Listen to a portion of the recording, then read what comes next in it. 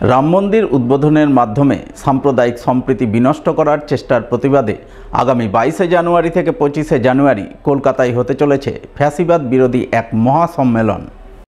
সেই মহাসম্মেলনের সমর্থনেই শনিবার মালদায় হয়ে গেল ফ্যাসিবাদ বিরোধী অবস্থান বিক্ষোভ। মালদা শহরের রাজমহল রোড মোড়ে এদিন দিনভর এই অবস্থান বিক্ষোভ কর্মসূচি পালন করেন জন আন্দোলন এবং গঙ্গা ভাঙন প্রতিরোধ অ্যাকশন নাগরিক কমিটির সদস্যরা। এই উপলক্ষে গম্ভীরা গানের মাধ্যমে সাম্প্রদায়িক সম্প্রীতির বার্তাসহ নানান বিষয় তুলে ধরা হয়।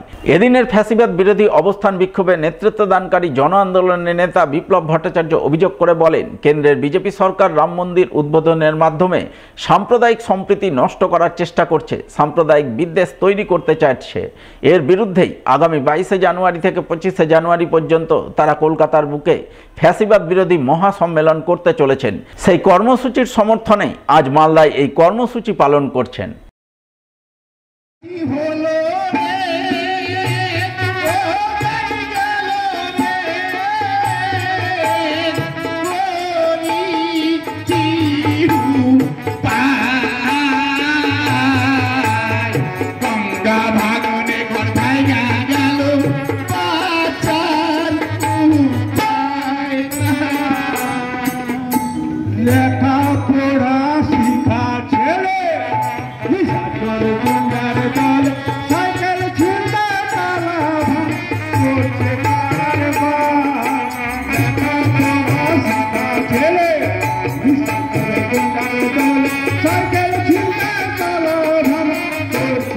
আগামী 22 থেকে 25 জানুয়ারি আমরা কলকাতায় ফ্যাসিবাদ বিরোধী একটি মহাসম্মেলন করছি।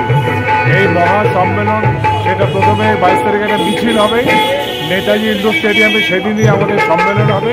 তারপরে 23 থেকে 25 কলকাতার ওয়েলিংটন স্কোয়ারে আমাদের বিভিন্ন কর্মসূচি আছে, অন্তত গোটা 40 সেমিনার বা কনভেনশন এগুলো হবে সেখানে। তারই সমর্থনে আমরা আজকে এখানে এই ধর্নাটা করছি, অবস্থান ধর্না। আমাদের মূল ব্যাপার যেটা 22 তারিখে নরেন্দ্র মোদী যেটা করতে চাইছেন সেটা হচ্ছে আমার নতুন করে অযোধ্যায় রাম মন্দির উদ্বোধন করতে যাচ্ছেন। উনি যতবার কিছু উদ্বোধন করতে পারেন, কারণ এর আগেও একবার করেছেন, দুবারের জায়গায় 14 বার করতে পারেন, আমাদের কিছু বলার নেই। কিন্তু যেভাবে এই অযোধ্যায় রাম মন্দিরের উদ্বোধনকে কেন্দ্র করে সারা ভারতবর্ষব্যাপী একটা সাম্প্রদায়িক সম্প্রীতি বিনষ্ট করার চেষ্টা হচ্ছে, দাঙ্গা পরিস্থিতি তৈরি করার চেষ্টা হচ্ছে, মুসলমান বিদ্বেষ ছড়ানোর চেষ্টা হচ্ছে, আমরা তার বিরুদ্ধেই আমাদের এই মহাসম্মেলন ঘোষণা